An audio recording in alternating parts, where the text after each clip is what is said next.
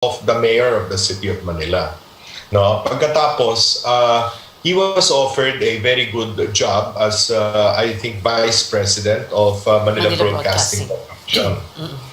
No, so syempre hindi naman para harangan mo yung career growth ng tao, no. So nung nagpaalam siya kay Mayor Isko at kaharap din naman ako nung nag-usap na gano'n. So sinabi namin good luck. It's a good career move, no. Okay. Yun bang kay Kabayan, he had personal reasons which he divulged only to Mayor Isko. So I'm not privy to what personal reasons those are, but we respect his withdrawal from the senatorial race, but not his withdrawal as membership of Action Democratico. Okay, all right. Well, of course, in spite of the fact that you give all those explanations, alam niyo naman po talaga dito sa Pilipinas, ang politika, ang daming intrigero at intrigera. So, hindi namamatay ang intriga. But anyway, briefly also, Sir Lito, no, what's going to happen if we do have a BBM Sara or Sara BBM candidacy? You know, everybody's saying, you know, you're all, wala na, tapos na kayo lahat. Well, para sa amin, bahala na sila, no? Kung gusto nila magsama, gusto nilang kumandidato si BBM o gusto kumandidato ni Sara Duterte, no? That's their privilege and that's their right, no?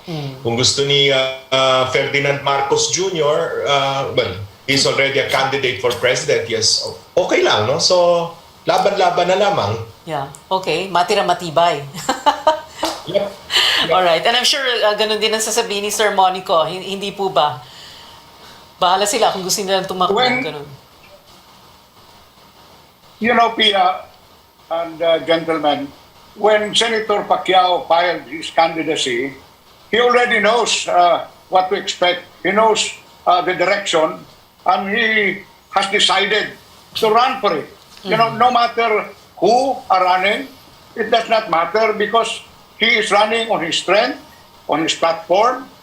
He knows what he wants to do, and if elected, he knows where to go and what to do. So he doesn't really care who is going to run against him or whether this candidate or that candidate will go in a tandem. You know, it's we will really know by November 15 at the midnight, and whatever happens, Senator Pacquiao is already ready. He will run on his own strength, and he knows where he's going. So no matter what, whoever it is, mukhang ready na Senator Pacquiao, Pia. I love how the you three gentlemen answered the question because you're saying, no, wala naman kaming pakialam dyan, bahala na sila. Bahala na kayo dyan, parang ganon. And then si Sir Monico, not even mentioning the name. But it's interesting, you know, this whole issue about the name, no? BBM, Bongbong Marcos, Ferdinand Marcos Jr. After all, he is his father's namesake and junior. Anyway, you know, a lot of people are saying, you know, one glaring, I don't know, proof or, proof for perhaps that you really should be together. Pero siguro hanggang ngayon, hindi pa talaga tinadhana. Yung mga senatorial candidates ninyo, para bang you're choosing from the same pool? Para bang pinag-aagawan nyo? Or, of course, a nice way of putting it is guest candidate, ano? So, can you address that issue na magkakapareho lang naman yung mga kandidato nyo sa Senado? Ano yun? Di ba, Ashley? Yeah, first of all, we'd like to clarify that the tandem of Senator Lacson and Senator Soto potentially will be putting together the largest alliance or coalition. So you're talking about Partido Reforma, NUP, and the Nationalist People's Coalition, led respectively by Senators Lacson, Secretary Puno, and Senator Soto. Now, most of the discussions with the members of the slate happen on a one-to-one basis. And we really don't know who they talk to after we've spoken to them. And we're actually not mindful of who they've spoken to because prior to the filing, nothing was final. And even after the filing, nothing was still final precisely because, you know, decisions have to be made also at the party level, even from within our own coalition or alliance. So you're talking about three entities that need to sort out things from within their own parties. So eventually, kaya nagkakaroon ng ganyan. Kasi eventually after two of our principals spoken to these senatorial candidates, they also will be going to the other parties. And we understand that because they're trying to increase their chances of winning. And but we're just happy that so far we have the most solid slate, no? And in fact, we have a slate of 14 senatorial candidates. So solid, it went over 12. Yeah, Sir, you could say that. Sir Lito Banayo? Iba ang aming pananaw dyan, Pia, with all due respect to the other candidates, no? Kami kasi, kanino ka entablado tipindig? You're neither here nor there, no? Okay, we understand the dynamics, no? Na may mga senador na either re-electionist o balik senador na syempre on their own merit, regardless of whether they are supporting or not supporting any presidential candidate, mananalo sila o liyamado sila sa labanan. But we would rather have a group of senators na naniniwala sa aming paninindigan, titindig sa aming entablado at susuportahan ng aming Pangulo at Vice President. Hindi yung okay lang ito, okay dito, okay doon, no? To us, no? To us that ayaw namin ng ganon, no? Hindi pareho nung nangyari noong 2016. Halimbawa, si Grace po had 12 candidates for senator, pero nung nakikita nilang lamang na si Duterte, yung mga iba niyang kasamahang senador, mapuwera siguro si Isko Moreno, iniwan na siya. Nagpunta na sa kung kani-kaninong entablado. Hindi yata tama yung ganong klaseng kultura sa politika.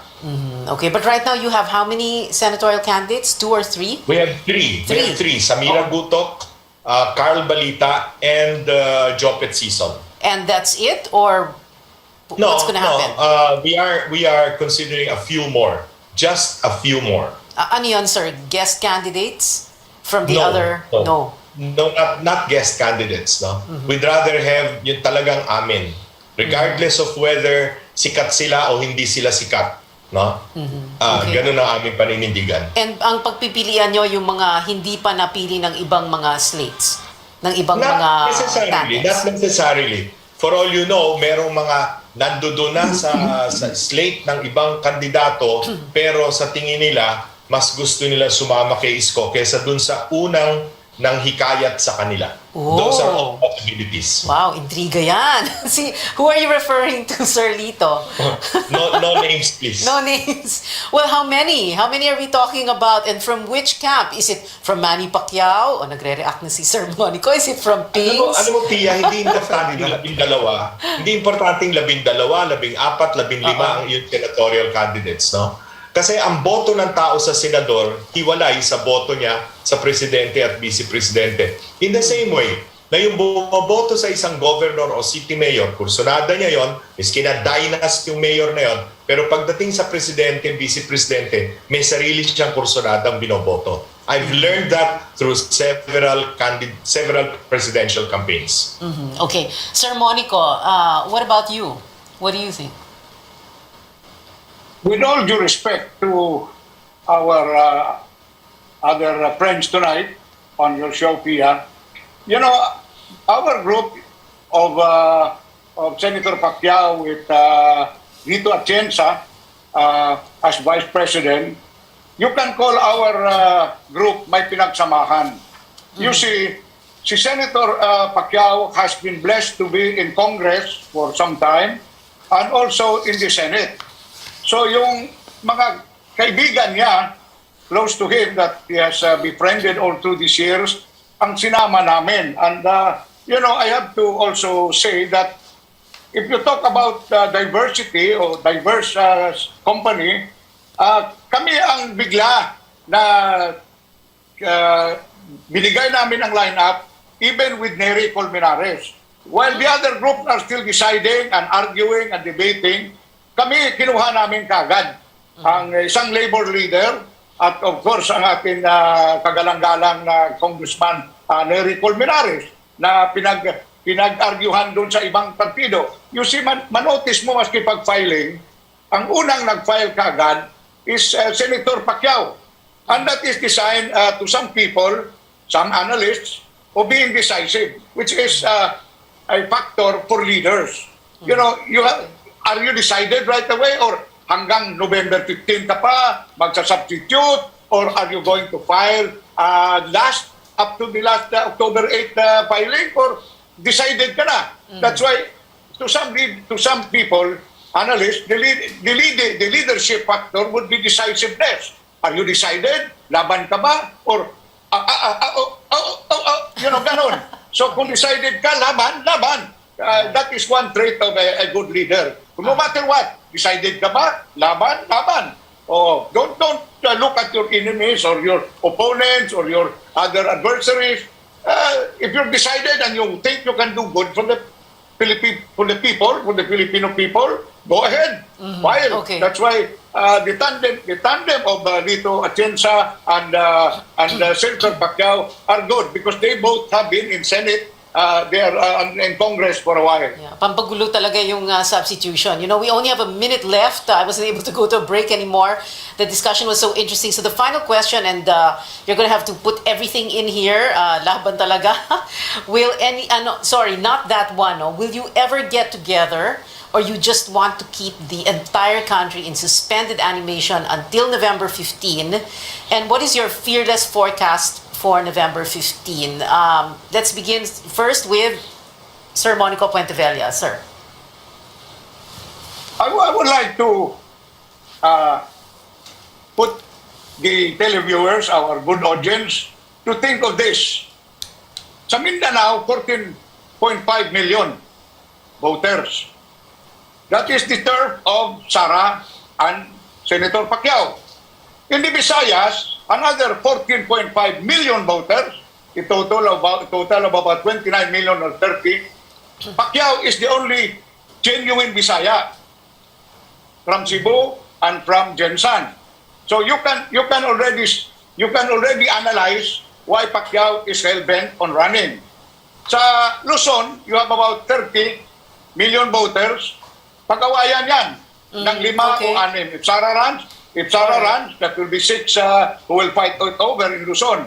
Kung 5 lang, sila. So, you have to analyze that. That's why Pacquiao is really determined to run because he has already studied.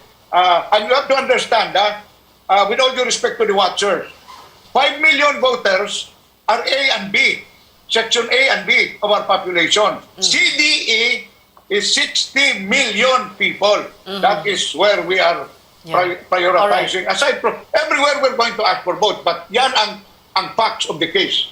Okay, nag-overtime na tayo sa laban. Sir Lito Banayo, your brief final word, sir.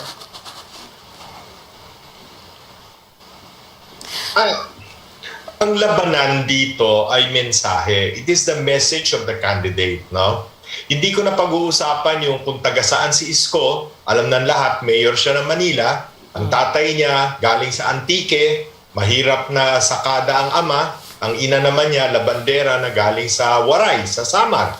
Pero hindi yun ang importante. Ang importante, lumalaban siya at lumalaban ang kanyang mga kasama, katulad ni Dr. Willie Ong, sa pananaw na meron silang mga solusyon para sa mga problema ng ating bansa at ng tao. Mga solusyon na napakita naman ni Mayor Isko sa Manila sa loob lamang ng 2 taong singkad. At yung mga pinakita niya sa Maynila, kaya namang i-replicate, kayang i-escalate towards the entire nation in order to help our people in this time of the most extreme crisis that we have had since World War II. So it is the message. It is how we're going to present our platform. It is how credible our candidates are in being able to tell our people that they will implement this if they are given the trust of the people. All right, thank you, Sir Lito Banayo. Ashley Asedillo? Yeah, yes, to your point kanina, well, it was never an intention of the Senator Soto and Senator Lacson to keep the nation in suspense. No? As early as July, they've made known their plans of running together as a tandem. And in fact, they were the first to declare in September that they were running for president and for vice president. They've always told our people, they've been very clear that sila ang merong kakayanan, karanasan at katapatan. And this is important in the kind of problems that the next president will be facing come 2022. And we believe in our campaign that between them, and they have 83 years in public service between them, they offer the best alternative and the best option for our people moving forward. All right, well, let's see what happens on or by November 15. Thank you very much to our guests tonight, Sir Monico Puentevella, Sir Lito Banayo, and Sir Ashley Asadillo. Maraming salamat po sa inyo, to the three gentlemen with us. We've been told before, don't talk politics at the dinner table or the family reunion or in Viber groups and risk digital warfare. But we can talk about it here at this table on this show. Your weekly political appointment fix, politics as usual. I'm Pia Ontiveros. See you back here next Tuesday, 8:30 p.m.